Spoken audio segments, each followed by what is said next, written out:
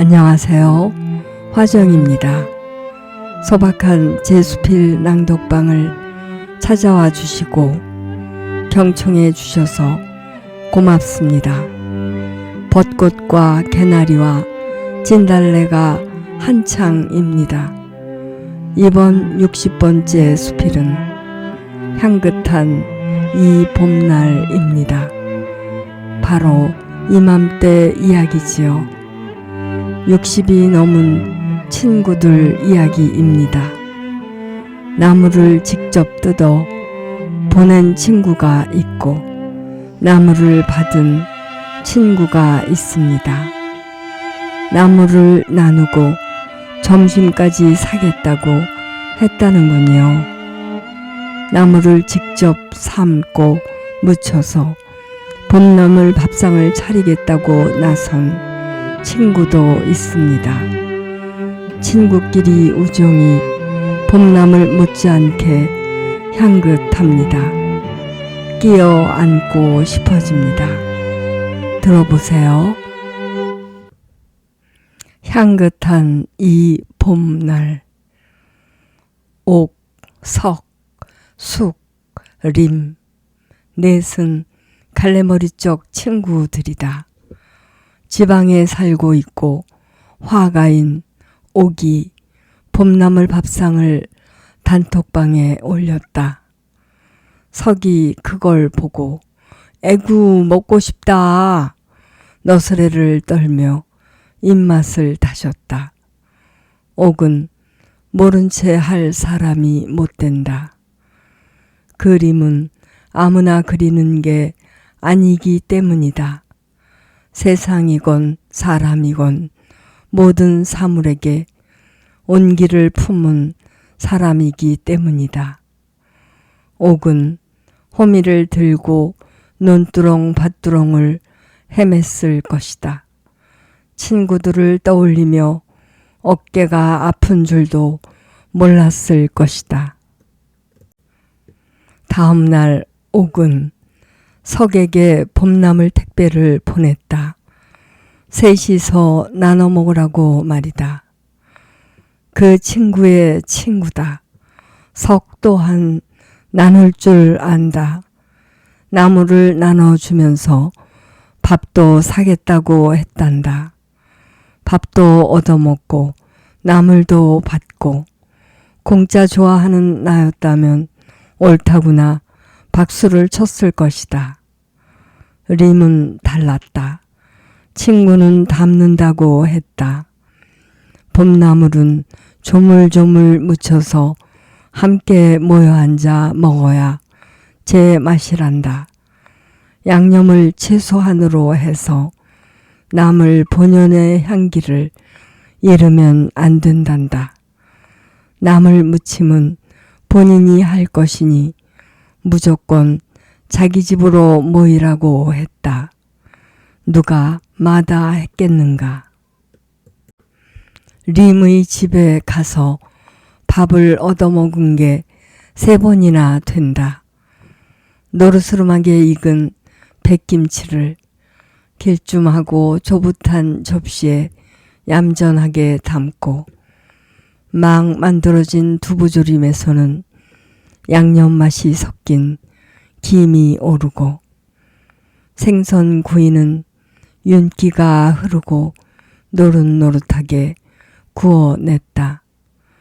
벽에 걸린 다양한 그림들을 비롯하여 유리병에 꽂힌 들꽃과 꽃 화분들은 손님을 맞이하는 공간이었다. 두 번째는 그녀의 둘째 아들이 결혼을 했을 때였다. 대부분 사람들은 결혼식에 참석한 친구들에게 밖에서 밥을 산다. 그녀는 직접 만든 음식이 가득한 밥상에 우리를 앉혔다. 입맛을 잃었던 나는 입맛을 되찾았다. 림의 마음 씀씀이를 들여다보면 둘째 언니가 생각난다. 자신의 수고로 상대방을 웃음 짓게 할 줄 안다. 봄날 형제 자매들이 익산에 놀러갈 때마다 둘째 언니는 아침 일찍 텃밭 가장자리에 심어진 고추나무에서 고추잎을 따다가 조물조물 묻혀 주셨다. 무릎이 아픈데도 쑥을 뜯어 쑥떡을 만들어 주셨다. 개는 감추듯 먹었다. 상대방의 기쁨을 보면서 자신을 행복하게 만드는 지혜를 실천하면서 살아가는 언니다. 림도 그렇다. 시부모님이 살아 계실 때는 나도 명절이나 가족 모임을 위해 음식을 준비했다. 꼼꼼하게 재료를 적어놓고 일주일 전부터 마트를 다녀왔다. 김치나 고기 재는 일 또는 식혜는 미리 했다. 4층에 살았고 남편은 지방에 있었고 아이들은 공부 중이었고 무거운 장바구니를 들고 계단을 오르내렸다. 체력이 부족한 나였다. 가족이 밥상에 모여 화기애애한 웃음꽃이 피면 피곤함이 거짓말처럼 사라졌다. 특히 어머님이 만나다 하실 때 거울 속에 나는 운동의 날 달리기에서 1등을 한 얼굴이었다. 수고로운 만큼 기쁨을 느꼈던 날이었다. 시부모님이 돌아가신 뒤에는 나이도 먹었고 손가락이 아프다는 이유로 시댁 가족들을 불러 모으지 못한다.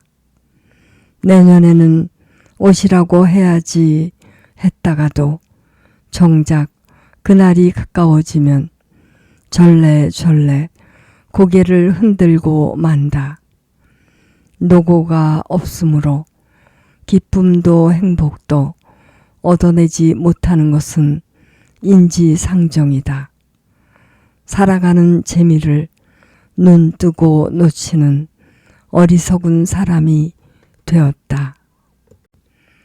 봄나물 하면 쓴바귀가 떠오른다. 그 곁에 아버지가 계시다. 찬바람이 옷 속을 기웃대는 이른 봄이면 아버지는 입안에 돌가루가 버석거린다고 하셨다. 고봉으로 드시던 밥을 반 정도 드셨다. 입맛을 돌게 하는 명약이 있었으니 쓴바귀 나물이었다. 쓴바귀 나물이 밥상에 올라가면 아버지는 목소리부터 달라지셨다. 숟가락에 얹혀진 밥이 수북해졌다. 호랑이였던 아버지는 양이 되셨다. 초등학생이었던 나는 이른 봄이면 논두렁을 헤매 다녔다. 손은 꽁꽁 얼었고 얼굴은 빨개졌다. 뾰족하게 붉은 싹을 내밀기 시작한 쓴바귀의 흰 뿌리가 바구니에 채워지는 만큼 추위는 사라졌다. 어머니는 쓴바귀를 다듬고 데쳐 한참을 물에 담궈 놓으셨다. 쓴 물을 적당히 빼기 위해서다. 고추장에 조물조물 묻혀 밥상에 올리면 아버지는 말씀하셨다. 막내가 캐왔구나. 맛있다, 맛있어. 입맛이 돌아온 것 같아. 요즘도 쓴바귀를 보면 한참을 들여다보게 된다. 봄나물 하면 큰언니도 생각난다. 큰언니가 70대부터였을 것이다. 봄날이면 양평의 콘도를 잡아 친구들과 모이셨다. 양평 지하철에서 만나 콘도행 셔틀버스를 타셨다. 그곳에는 나물이 지천이었다. 처음에는 왁자하게 모두 뒷산에 올라 나무를 뜯었지만 여든이 넘어서면서 다리가 쓸만한 사람만 뒷산에 올랐다. 고춧잎과 다래잎을 따서 데치고 무쳐서 비벼 드셨다. 봄마다 새순을 무쳐 드셨으니 봄이 되신 걸까? 노래를 부르고 춤을 춘단다. 봄날의 축제였다. 림의 말이 맞다. 봄나물은 둘러앉아 나눠 먹어야 제 맛이다. 봄나물 하러 가고 싶구나. 87 큰언니 말씀이시다. 친구들과 마주 앉고 싶구나. 내게는 그렇게 들려온다. 림은 냉이, 머위, 민들레를 살짝 데쳤단다. 된장과 들기름과 깨소금을 조금씩 넣고 살살 무쳐 되도록이면 제 맛과 향 그대로 살려 식탁에 올렸단다. 쑥전도 붙였단다. 림은 그날 사진을 보내주었다. 쑥은 젓가락으로 나무를 집어든 채 고향 동네 친구처럼 웃고 있다. 석은 옆모습이라 확실하게 보이지는 않지만 얼굴을 봐야 아는 것은 아니다. 나물이 차려진 식탁 쪽으로 기울어진 자세만으로도 알 수 있다. 사진을 찍는 림의 얼굴이야말로 부풀어 오르는 꽃망울이다. 먼 곳에서 나물상에 둘러앉은 친구들 사진을 바라보는 옥의 마음은 뜨락의 봄빛이었을 것이다. 풋풋한 새순의 내음이 풍겨온다. 나도 그곳에 바짝 껴앉아있는 느낌이다. 다음과 같은 그림을 그려본다. 향긋한 이 봄날 화정. 냉이나물, 쑥전, 머위나물, 민들레나물, 접시들이 올려진 식탁을 화폭 왼쪽에 붓질해야지. 수소나 싹이 뾰족뾰족 움트는 뜨락을 배경으로 삼고 가지마다 붉게 물이 오른 단풍나무 서너 그루 오른쪽에 붓질해야지. 젓가락으로 나무를 들어올리는 손가락을 우아하게 붓질해야지. 나무를 입안 가득 넣어 오물거리는 충만한 입술을 붓질해야지. 마주보는 눈가와 식탁 주변에 어리는 우정을 붓질해야지. 고향으로 돌아가 앉은 정겹고 다정한 표정을 붓질해야지. 민들레처럼 노란 꽃 품은 옥의 마음을 봄 햇살에 섞어 은은하게 붓질해야지. 냉이처럼 수은하고 단맛이 도는 림의 마음을 살구꽃 빛깔로 번지게 붓질하고 예순이 넘은 내 여자에게 스며 있을 은근한 쑥전 향기를 물 오른 버드나무 빛으로 붓질해야지. 머위처럼 쌉싸름한 내 시샘은 슬쩍 여운을 남기는 바람의 꼬리로 그려야지.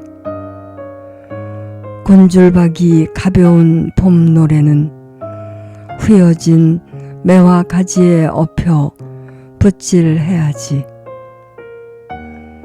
봄나물은 둘러앉아 나눠 먹어야 제맛이지. 림의 말은 봄바람에 한 잎 두 잎 춤추듯 날리는 매화 꽃잎에 실어 붓질해야지.